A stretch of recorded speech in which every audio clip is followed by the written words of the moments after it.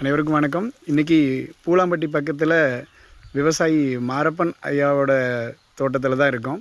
இங்கே வந்து பார்த்திங்க அப்படின்னா இங்கே இருக்கக்கூடிய தென்னை மரங்களில் குரம்பு அதிகமாக கொட்டுறதுனால காப்பு வந்து சரியாக இல்லை. அதனால் நம்மளுடைய இண்டியா க்ரோ ப்ராடக்டை மரத்துக்கு நேர் எதிர இந்த மாதிரி வேர் நல்லா காயப்படுற மாதிரி நம்ம குழி பறித்து அது வழியாக நம்ம மருந்து கொடுக்குறோம். ஃபஸ்ட்டு இந்த மாதிரி அடி உரம் ஃபஸ்ட்டு கொடுத்துட்றோம்.